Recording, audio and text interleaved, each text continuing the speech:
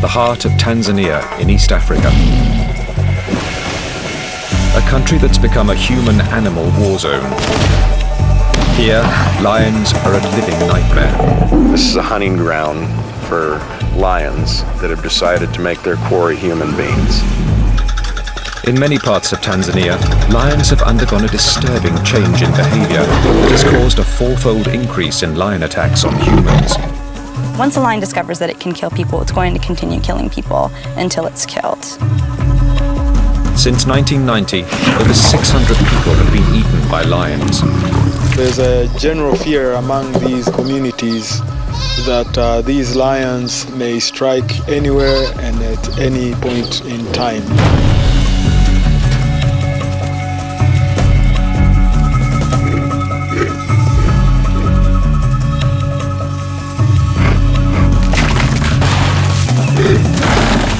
So what we're seeing here is really different than most of what you hear from anywhere else in Africa. We're talking about lions that get on a roof and dig people out. We're talking about lions that dig through a wall. We're not talking about just a regular old lion out there in the plains. Are lions now turning into serial killers? What has happened in Tanzania to upset the balance and spark such a violent increase in human bloodshed?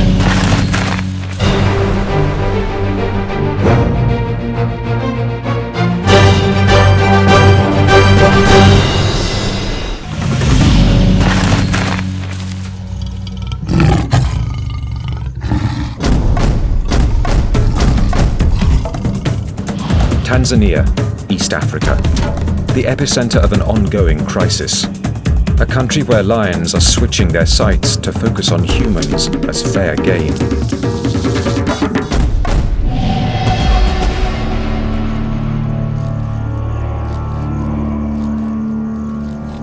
On April the 10th, 2008, Musafizi Shabami, a young builder, was cycling with an older friend called Muna.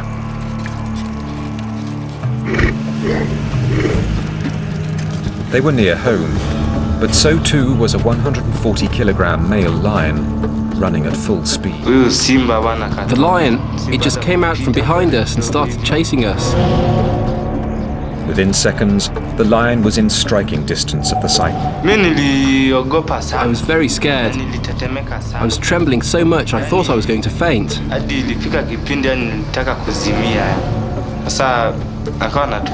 was chasing us and roaring. And that's when my friend fell off his bike. The lion leapt on Muna's back and dragged him to the edge of the highway.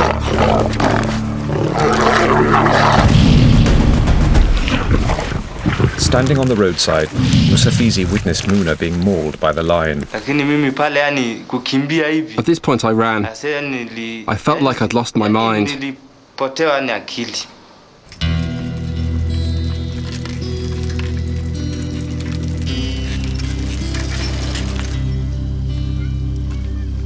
Kimu is the wife of the deceased.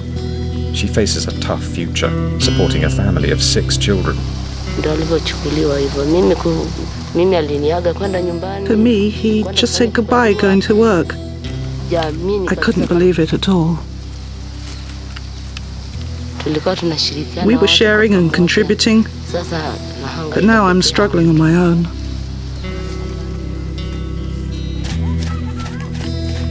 Kimu's husband is just one of over 900 victims of lion attacks in Tanzania since 1990.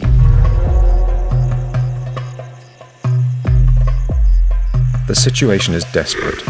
Thousands of rural Tanzanians have left their villages abandoned, terrorized not by single rogue lions, but by prides of lions hunting as a team to stalk and kill humans.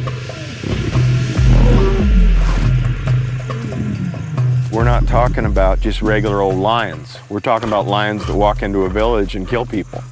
We're talking about lions that get on a roof and dig people out. We're talking about lions that dig through a wall. We're not talking about just a regular old lion out there in the plains. The cause of this bizarre behavioral change is a mystery, particularly as these outbreaks of man-eating lion attacks are not isolated to one region of Tanzania. They've occurred throughout the country, from Lindi in the south to Rufiji and now further north in the district of Singida, where 20 people have been killed by lions in the past 12 months.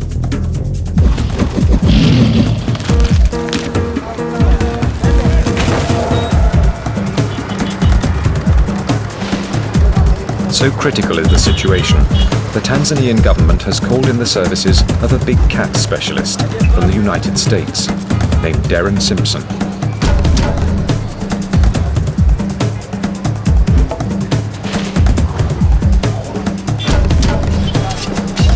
Simpson is a lion conservationist and tracker with a wealth of experience in human-lion conflicts. Because lions are a protected species, he will be working with a team of government rangers to track down and kill the man-eating lions that are terrorizing the region.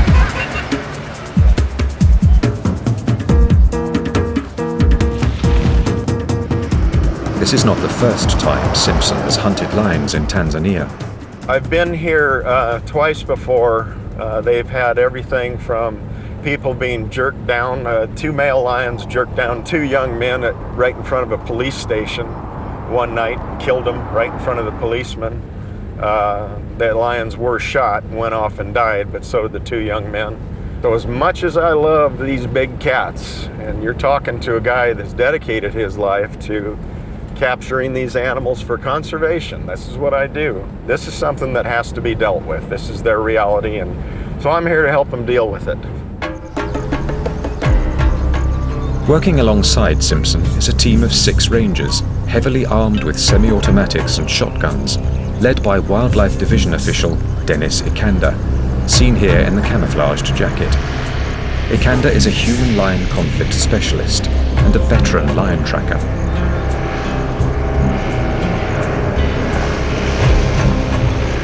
The week before Simpson's arrival, his team shot and killed one of the target animals, but 2 man-eating lions remain at large. Although we have experienced some level of success by killing one of the man-eaters, but we still have 2 more to go.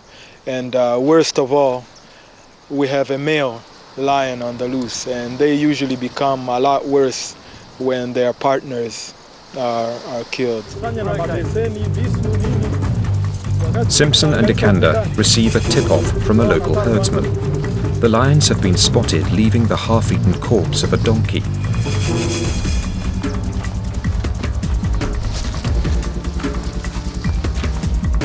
The hunters will use this dead donkey to lure the lions into foot snares. Since lions are notoriously possessive of their kills, it's possible they'll return tonight for another meal and step right into Simpson's traps.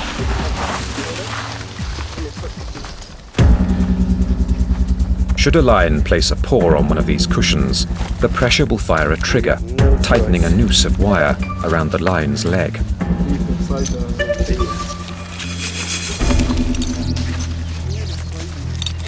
This snare has been designed to anchor a 200-kilo male lion to the ground. Lions have strong instincts to protect their kill. The hunters remain prepared. At any moment, the 2 man-eating lions that have been terrorizing the Singida region could attack them in a bid to reclaim their kill. These lions have already proven that they are not afraid to ambush human beings. They have adapted to attacking and eating human beings, so they actively seek human beings as prey, and they do it very well. They have studied the environment, they have studied the community, and they pretty much, I would say, know there's a hunting team pursuing them. We want to make them go straight through here. Okay, we're going. The hunters are as vulnerable to attack from Singida's man-eaters as anyone else in the region. Their only protection is the dying daylight.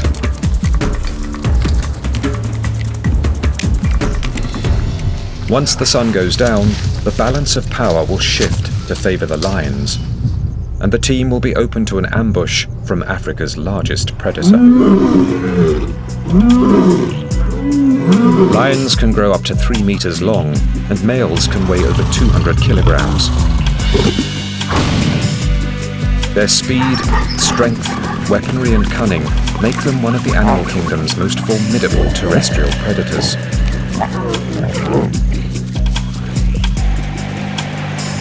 But in Tanzania, prides of lions are adding humans to their diet of zebra, impala and wildebeest, a radical and a disturbing change in lion behavior. In the Singida region, one pride of man-eaters is going to extraordinary lengths to catch its new prey. They've learned there are easy targets along the main highway, the last place you'd expect to see lions. In the past year alone, at least 20 people have been killed by lions on or near this roadside.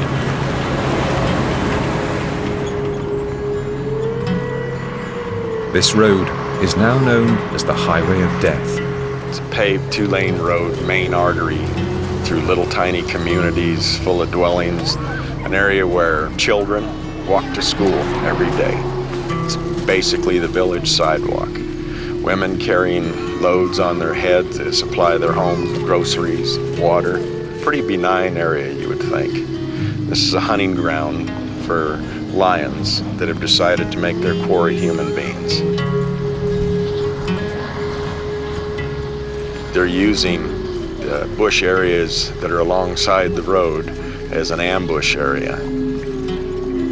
What, in essence, that we're into here is a human-wildlife conflict, and it feels like a war zone. This is extreme aggression by these animals. Less than a mile from the highway, with the light fading, the team finally finishes setting its lion traps. Yeah. Okay, that's gotta do. It's gonna have to do. Just before leaving, Simpson makes hyena calls, hoping to trick the lions into defending their kill from scavenging hyenas.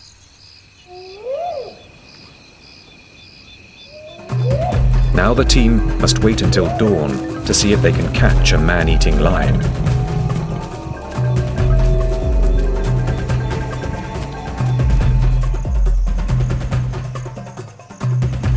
Tanzania is home to more than 1/3 of the world's lion population. Over the millennia, these super predators have lived on the plains, honing their deadly hunting skills.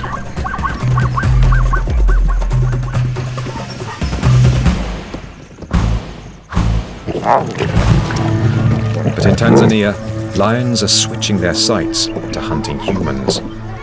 In a radical change to their natural behavior, whole prides of hungry lions are now stalking humans in search of an easy meal.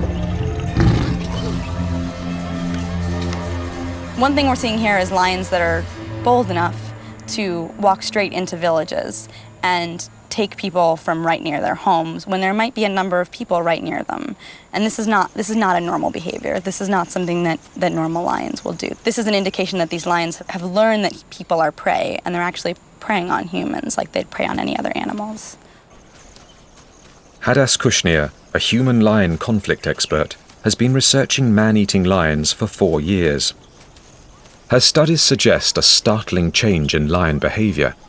Adult lions may now be teaching their young techniques and tactics for hunting humans. There's a common misconception that most of the lions that cause these attacks are old or sick, and that's actually not something that we found to be true here in southern Tanzania. Sometimes we find young lions, healthy lions, taking part in it. So we think that they are teaching their young. And once they view us as any prey type, they're going to eat us just like they'd eat a gazelle. Kushnir is working in the Rufiji region to determine the reasons behind the dramatic increase in man-eating attacks here.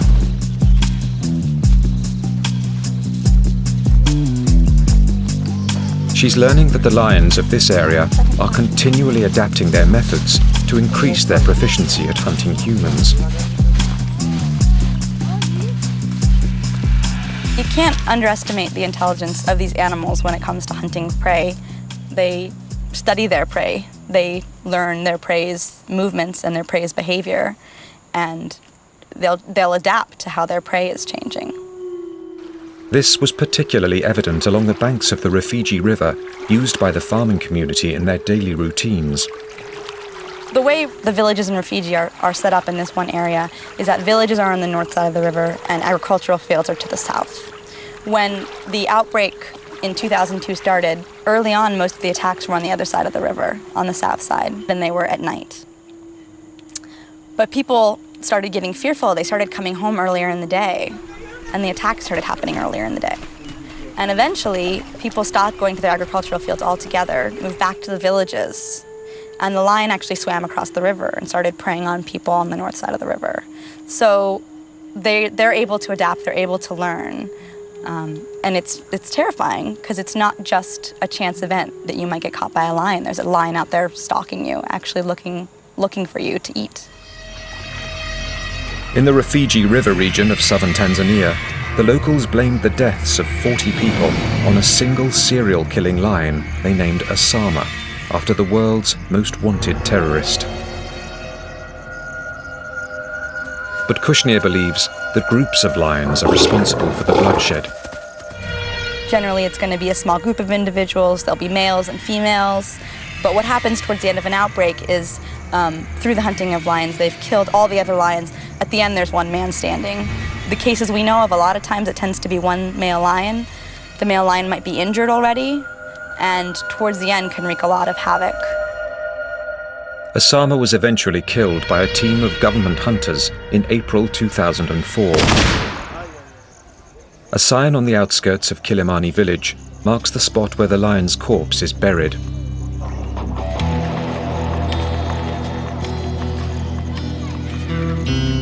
Abdallah Chembele is a victim of the outbreak of man-eating that has plagued the Rufiji region.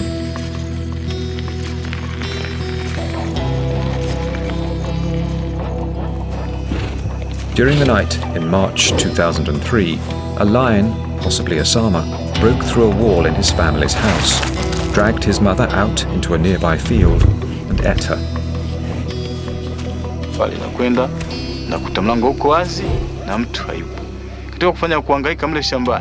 When I went home, I found the door was wide open and there was no one. When I went looking, I could see there were some marks on the ground, like someone's elbow.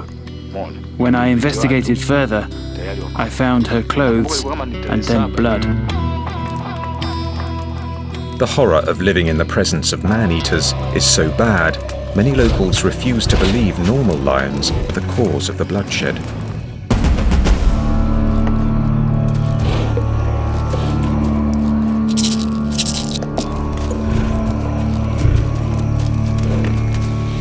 Instead, they imagine these killings are the work of spirit lions, supernatural demons summoned up by enemy bush doctors and sent to destroy their foes.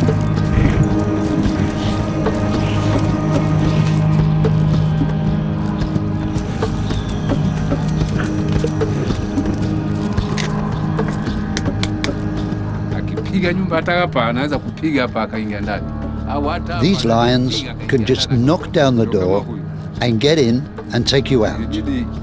Someone sent them to come here and kill people. These are no ordinary lions.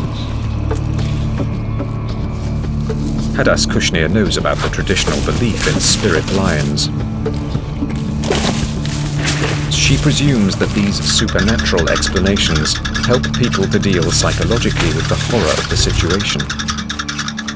I look at them as coping mechanisms. If I had to live in a place where there were lions all the time, the only way you could sort of settle that with yourself and feel better is to convince yourself that a normal lion is not what's the risk. The risk is actually some sort of spirit lion. And so a lot of people have the belief that spirit lions are sent to kill specific people. Normal lions don't kill. And that's one of the ways I think they deal with living with the fear of lions, is if you believe that a normal lion won't hurt you and it has to be a lion specifically sent to kill you, it's sort of much easier to go about your daily life. But for Darren Simpson, the explanation for man-eating lion attacks does not lie in the supernatural. The culprits are real lions, pure and simple. They are what they are. They're a lion. They're a force you have to deal with when you live around them. They're not evil. They're not spirit lions. They're not things that are sent to avenge the sins of others. They're simply a very incredible, formidable animal. That's what they are, and they are a wonder. But unfortunately, in this sort of scenario here, they just can't coexist with people when they begin to eat them on a regular basis.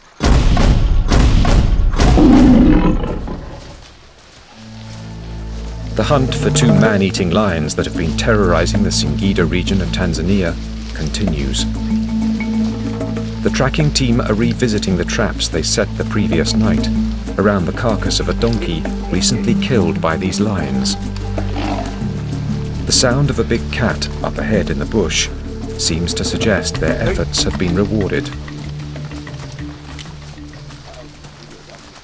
Leopard? No lion? No lion, nobody. Big male.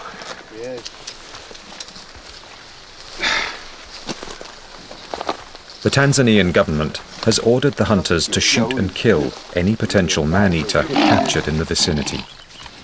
Are we gonna kill him? I guess.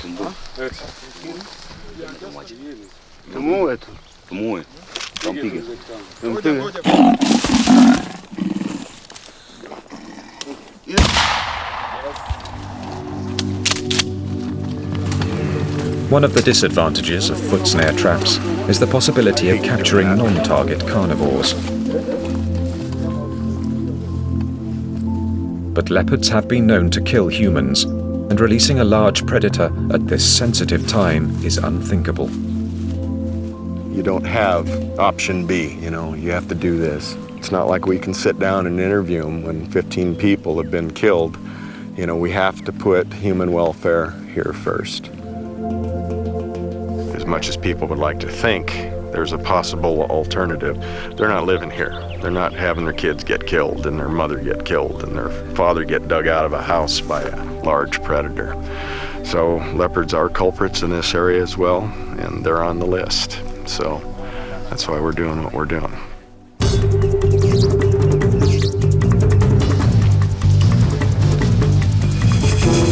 The lion hunters are not giving up. There's enough donkey carcass left to set up another trap. Simpson lays his foot snares once more in the hope that tonight he'll have better luck and will succeed at catching the man-eaters.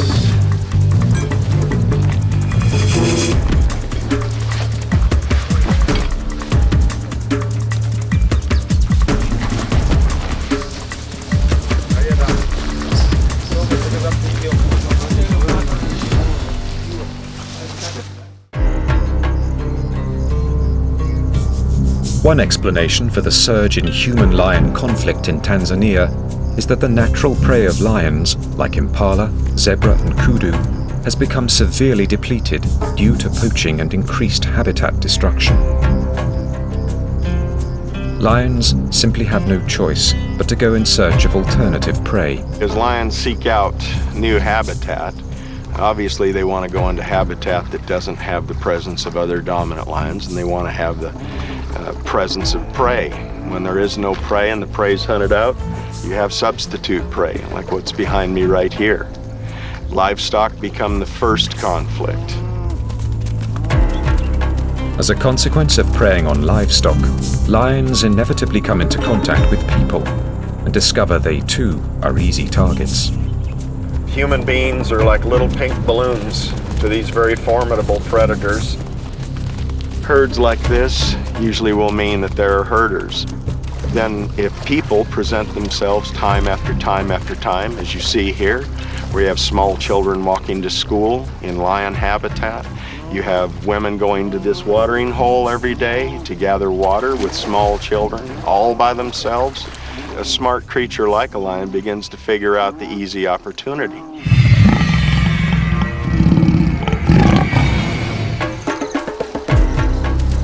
In the Rufiji region, Hadas Kushnir attempts to find further explanations as to why the rate of man-eating lion fatalities has quadrupled since 1990.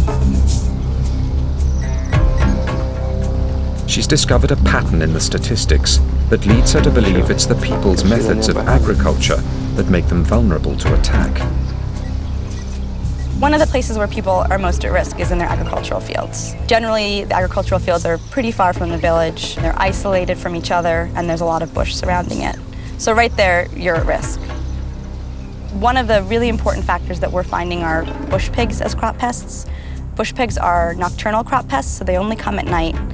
And in order to protect your crops, you have to sleep at night in your agricultural fields and sometimes leave your hut in pitch darkness and make noise and try to scare these bush pigs away. Because there's not a lot of prey in the area, bush pigs are a really important prey source for lions in these districts. And so lions know where to find the bush pigs, and the bush pigs are found where the people are found. And so oftentimes you'll get sort of a collision between people and lions with bush pigs as the link.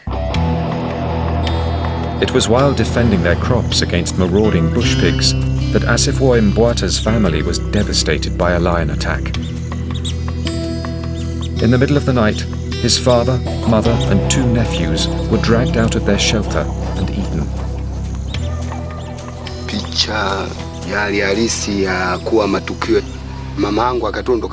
The exact picture of what happened. The lion, he took my mother first and ate her there, up to the waist, and killed my father and put him aside, and took the children.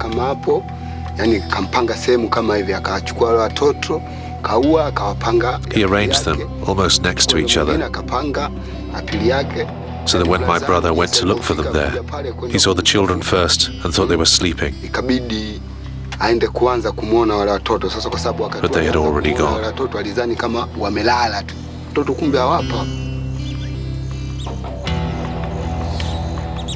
Despite this tragedy, Asifo and his remaining relatives continue to sleep in the fields, guarding their crops from bush pigs.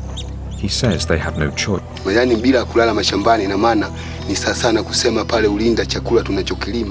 If we don't sleep in the fields, then all the labor we engage in will be for nothing, because our food will be eaten by animals like pigs or monkeys. That's why people sleep in the fields, so that they can have something to eat. We know that the lion kills, but if you are spared, your children will get to eat.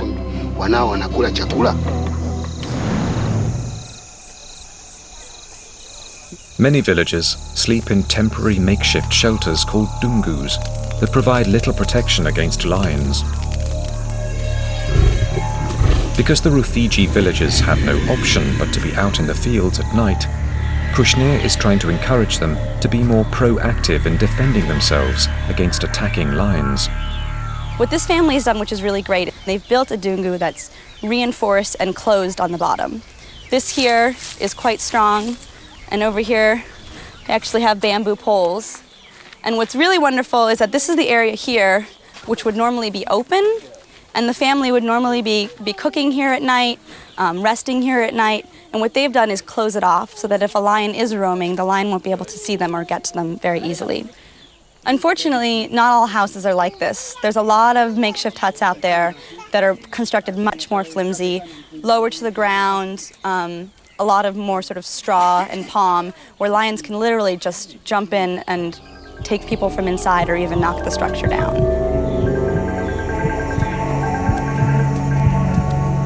The villages of the Rufiji region are learning to live with the man-eaters. But up in Singida, man-eating lions are a new menace. The local people are panicking, and their hopes lie with the government team.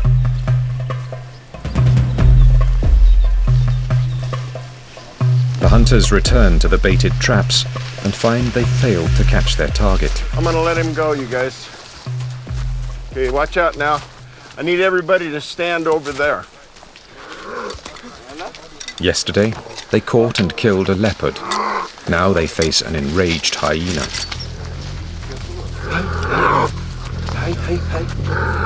Although this animal is capable of inflicting a lethal bite, it doesn't pose a threat to the local community. The hunters will attempt to release the animal.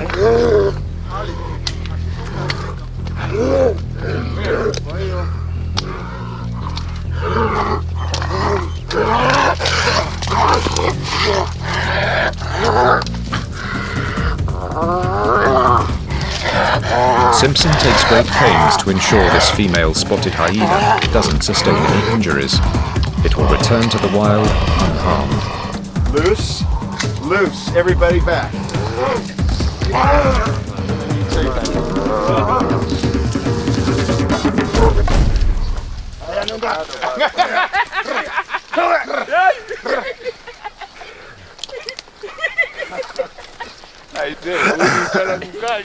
It's real common to catch spotted hyenas when you're using baited sets like this. If you go over there and you look at what's left of that carcass, and the bone chips, shank bones, cannon bones, all those sort of things, they eat them like candy bar. That's how much jaw strength they have. So when they bite you, it's very serious. And they lock up like a bulldog. And so, yeah, that's what you got to be careful of. Having failed to catch the lions with the donkey carcass, the hunters are now employing a new strategy. That's it, baby. Talk it up. Live bait. The team has come to a watering hole where they know the lions regularly come to drink. Come on, okay. The plan is to put 2 goats in a protective cage to prevent them from being harmed and lay snares all around its perimeter. The hope is that the lions will be drawn to the commotion of bleating goats and walk straight into Simpson's trap. Leave no stone unturned, no holds barred, and you throw as much at them as you can. So this is a little unconventional, and hopefully this will work. These are desperate measures, but will the hunters finally manage to catch the man-eating lions believed to be responsible for killing 20 people in the past year? I really want this lion bad. I want him because of what he's doing for all parties concerned. I want him because he's starting to get real cagey on us, and it's a challenge. We'll admit that. I love catching animals that are really difficult to catch. I take great pride in that. But to catch this guy would be real special because it's going to mean a lot to a lot of people.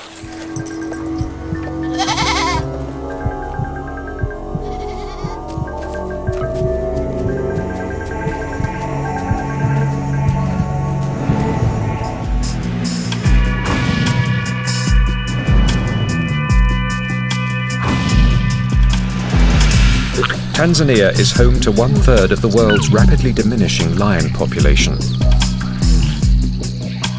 It's estimated there may be fewer than 15,000 lions left in its national parks and unprotected areas. Throughout Africa, these majestic cats are vulnerable to the loss of their prey, the threat of encroaching agriculture, and the retaliation of humans for the death of their livestock. The government faces a no-win situation. On the one hand, they want to conserve these animals because they are a multi-million-dollar source of revenue from tourism and organized hunting. On the other, by encouraging their conservation, Tanzanians are made more prone to attack. Part of the reason that we're experiencing an increase in these number of attacks is the positive outcome of lion conservation in Tanzania. Numbers seem to have increased, and excess individuals from core populations are now spilling into buffer zones that extend into village areas, and then human-lion encounters have increased over the years. In southern Tanzania, the Selous Game Reserve is the second largest protected region in Africa, covering an area of 50,000 square kilometers.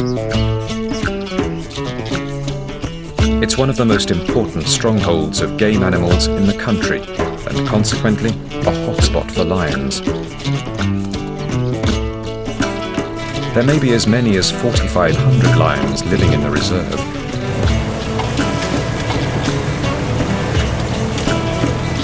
Biologist Henry Brink monitors the Selous lion population by using radio collars to track the size and extent of their range.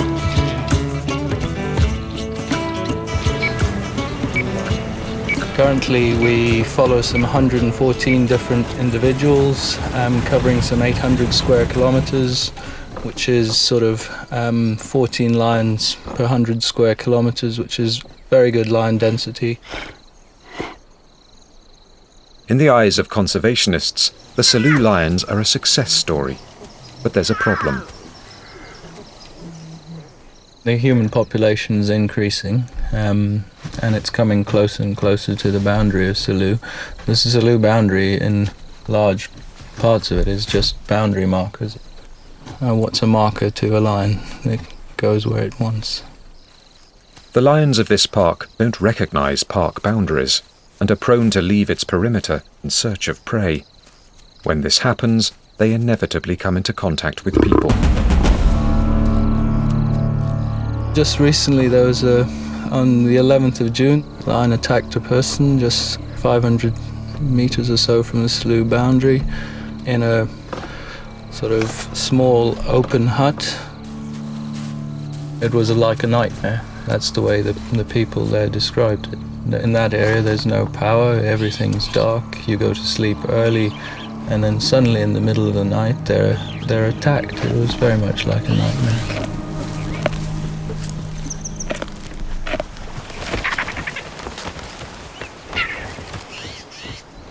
But perhaps these attacks are not as unpredictable as once thought. One of the behavior patterns observed by scientists such as Brink is that lion attacks on humans increase during the rainy season. There is food here, there's enough food, but what happens is during the rainy season all the prey disperses from around waterholes and so on, and the lions have a much difficult time finding the food, and therefore they also disperse and start looking for food, and it's during the rainy season where you get this sort of spike in man-eating, because the lions are in some cases leaving the park and so on.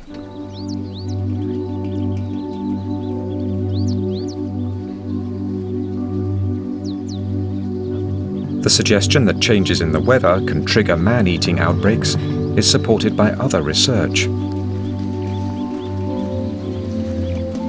After 4 years of studying man-eating across Tanzania, Hadas Kushnir is also convinced that rainfall patterns are a central factor in the recent rise of man-eating prides.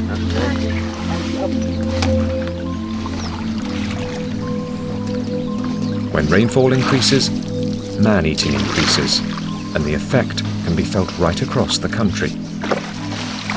It seems like too much of a coincidence that you have 3 outbreaks happening starting in the same year. There was 1 here in Rufiji and 2 in Lindi with 2 separate groups of lions.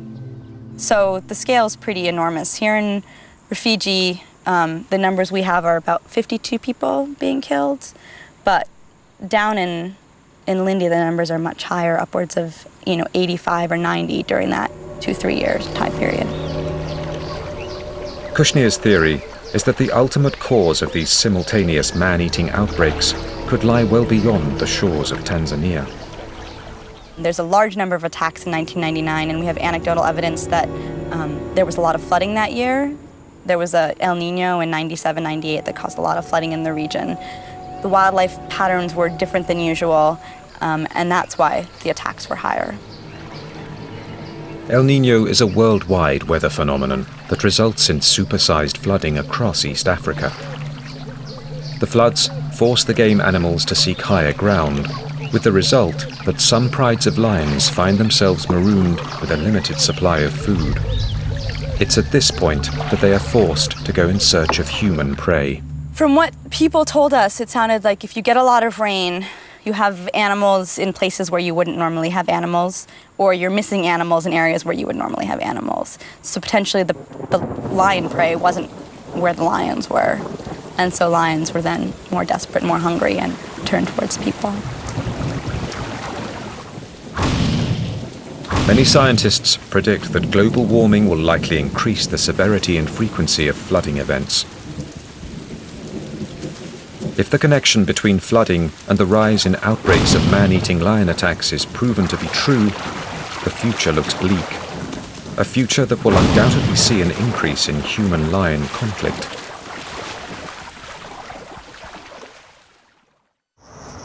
the hunt continues for the man-eating lions of the Singida region of Tanzania, where at least 20 people have been killed in the past year on or near the highway. The pressure mounts for the hunters to get results before more lives are lost to the lions.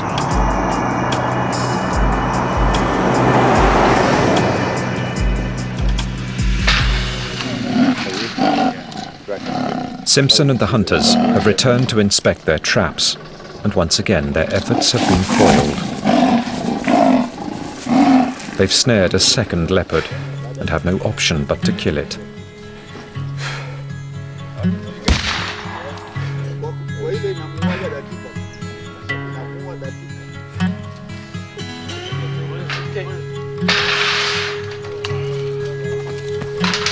Once a lion, as well as other carnivores, begin eating humans, they will not stop. And in fact, this has led to Tanzania's wildlife policy that any large carnivore that attacks a human being, the only solution is to eradicate it. As you see, it's a beautiful animal, still young in its prime age, but it's a problem. I mean, it's a human-wildlife conflict issue. This is the stark reality of 21st century Africa, where conflict between people and large predators is rapidly increasing. Those on the front line of the human-lion conflict believe that the best short-term solution is to continue deploying hunter forces to target these animals aggressively. Without expert teams like this, local communities will deal with the killers in their own way, a path that ends in disaster for all the wildlife. What you will cause is people to take it into their own hands and begin poison campaigns. And I'm here to tell you, I've been all over this continent and I've seen the results of poison campaigns, and it's ugly. And you will not just lose one or two problem lions, you'll lose all the lions. And that's what we're trying to actively prevent. Rural Africans face many challenges. When confronted with a new foe, a man-eating pride, many people here feel they have no option but to retaliate, and they do so with devastating effect. One of the most poignant stories to come out of this conflict is that of a herder whose wife was eaten by a lion. An individual who lost his wife decided to help the community out of desperation by lacing the remains of his wife's body after she was attacked by these man-eaters with rat poison. And the lion came and took the body, and after 2 days it was found dead. It's a graphic example of the lengths people will go to eliminate lions.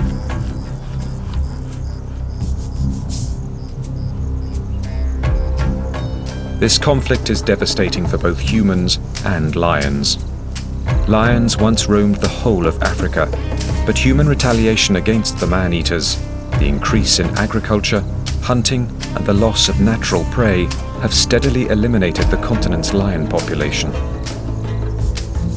In the last 30 years, Africa's lion population has almost halved, from 75,000 to less than 40,000. It's very much not good for lions. When there's an outbreak, often they'll kill all the lions in the area indiscriminately. Any lion they see will be killed, even if a lion's not responsible for the attack. And what eventually could happen is that lion populations are limited only to protected areas. And in most cases, protected areas aren't large enough to sustain viable populations for generations to come. So it's definitely a risk. And it's a risk for carnivores around the world. Retaliation because of conflict is one of the major reasons for carnivore population decline in Africa, in Europe, in North America, everywhere.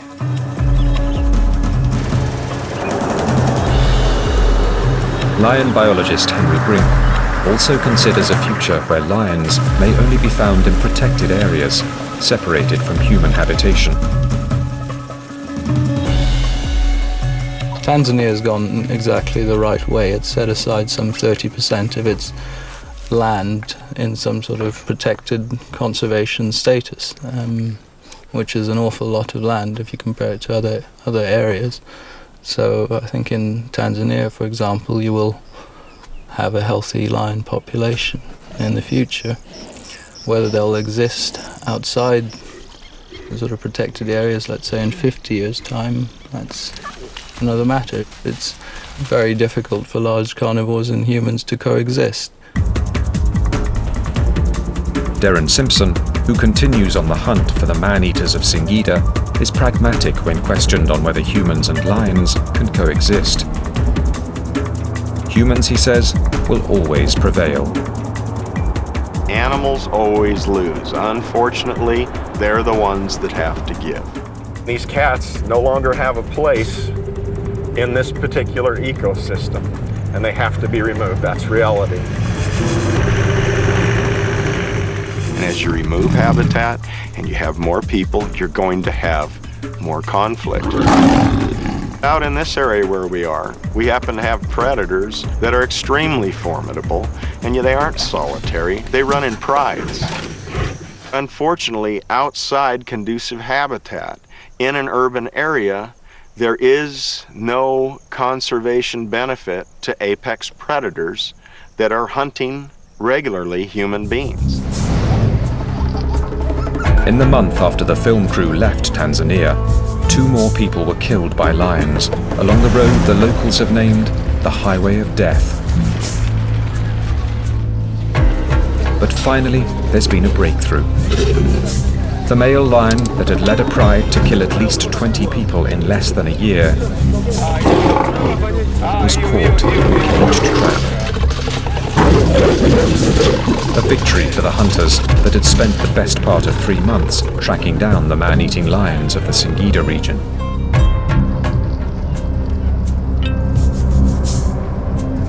But there's still one lion at large, and the war, with no foreseeable end, continues.